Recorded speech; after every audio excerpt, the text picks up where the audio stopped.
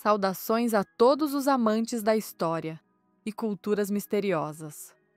Vocês sabiam que no antigo Tibete existiam lugares especiais onde os jovens rapazes e moças se preparavam para a vida adulta, longe do controle dos pais?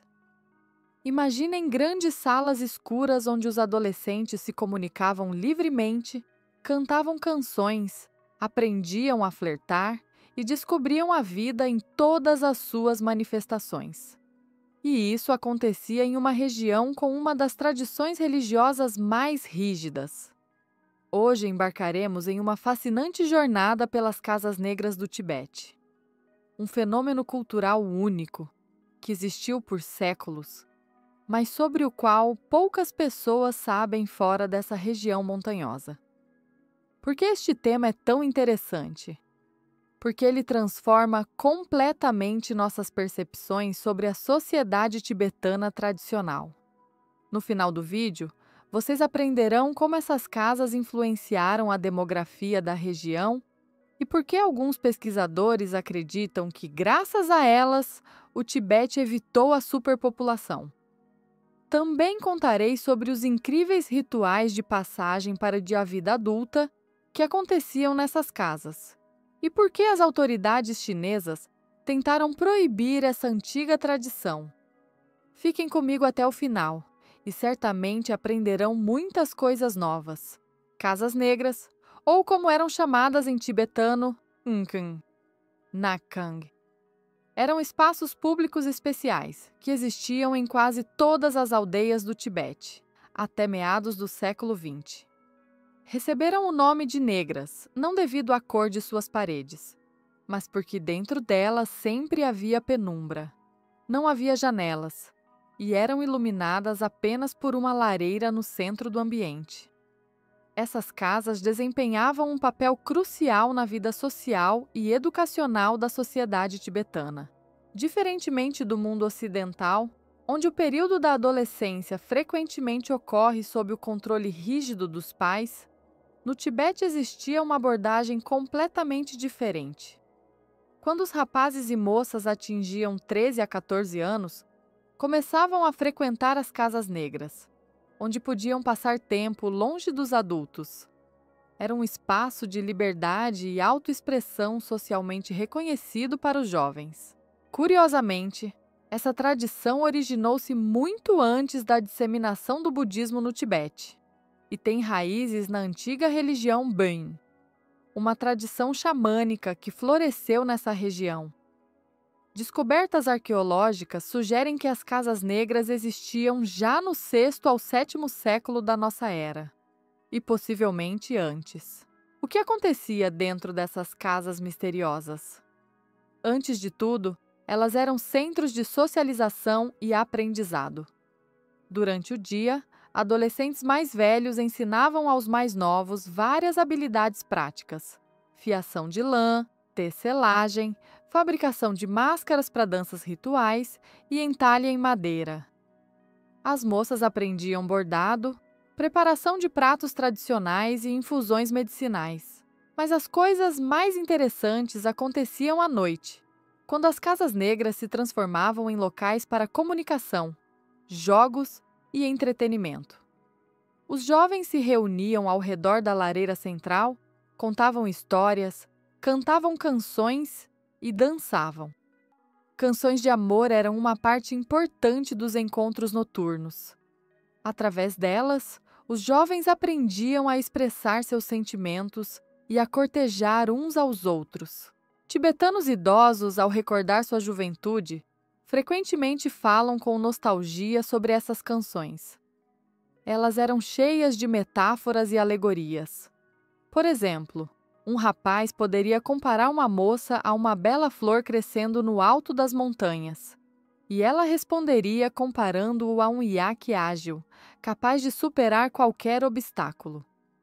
Esses duelos poéticos podiam continuar por horas, e eram uma verdadeira arte. Nas casas negras, os adolescentes também estudavam a mitologia e as epopeias tibetanas. Os mais velhos contavam aos mais jovens lendas sobre demônios e espíritos, sobre o rei Gesar e outros heróis. Através dessas histórias, valores morais, conceitos de bem e mal e comportamento adequado eram transmitidos. Assim, os jovens recebiam não apenas conhecimentos práticos, mas também espirituais. Uma das características mais intrigantes das casas negras era que elas proporcionavam aos jovens um espaço seguro para se familiarizar com o sexo oposto. Na sociedade tibetana tradicional, os casamentos frequentemente eram arranjados pelos pais, mas os rapazes e moças podiam formar relacionamentos românticos durante os encontros no Nakang. Curiosamente, esses relacionamentos seguiam uma etiqueta rigorosa. Se um rapaz gostava de uma moça, ele não podia simplesmente se aproximar e começar a conversar com ela. Primeiro, ele tinha que provar sua coragem e determinação. Após as canções e danças noturnas, quando a maioria dos participantes ia para casa, um rapaz interessado podia tentar acompanhar secretamente a moça até sua casa. Isso não era tão simples quanto pode parecer. As moças especificamente viviam em grupos de 3 ou 4, e um rapaz tinha que demonstrar verdadeira engenhosidade para se aproximar de sua escolhida sem ser notado. Frequentemente, os jovens superavam obstáculos sérios, escalavam cercas altas, abriam caminho através de arbustos espinhosos, ou até mesmo nadavam através de riachos montanhosos. Se uma moça gostava da corte, ela podia permitir que o rapaz a visitasse em um aposento especial para hóspedes. Lá eles conversavam, cantavam canções um para o outro e se conheciam melhor. Esses encontros não implicavam intimidade. Seu objetivo era formar uma conexão emocional. É importante notar que, contrariamente à crença ocidental popular, as casas negras não eram locais de promiscuidade. Pelo contrário, elas ensinavam aos jovens atitudes responsáveis em relação ao amor e parceria. Os rapazes e moças entendiam que seu comportamento afetava de reputação não apenas deles mesmos, mas de toda a família. Adolescentes mais velhos, que tinham 17 a 18 anos, desempenhavam um papel especial nas casas negras. Eles atuavam como mentores e mantinham a ordem. Se algum dos mais jovens quebrasse as regras, por exemplo, mostrasse desrespeito às moças ou tentasse provocar um conflito, os mais velhos tinham o direito de punir o infrator, geralmente designando-lhe trabalho adicional. Em algumas regiões do Tibete, existia um costume interessante associado às casas negras. Quando uma moça vinha pela primeira vez a uma dessas casas, ela tinha que trazer uma pequena bolsa de tecido com farinha de cevada. Essa bolsa simbolizava sua prontidão para se tornar parte da comunidade e contribuir para a causa comum. Os rapazes, por sua vez, traziam pequenos artesanatos de madeira demonstrando sua habilidade. Surpreendentemente, as casas negras também serviam como local para resolver conflitos entre os jovens. Se surgissem desavenças entre rapazes, eles podiam organizar um duelo especial, não físico, mas poético. Cada um tinha que compor uma canção ridicularizando o oponente e apresentá-la diante de todos. O vencedor era determinado pela reação da audiência. Esse método ensinava os jovens a resolver problemas sem violência, usando inteligência e habilidades criativas. As casas negras também desempenhavam um papel importante em festivais e rituais sazonais. Por exemplo, durante o Ano Novo Tibetano, Losar, os jovens preparavam apresentações especiais, danças com máscaras representando a luta entre espíritos bons e maus.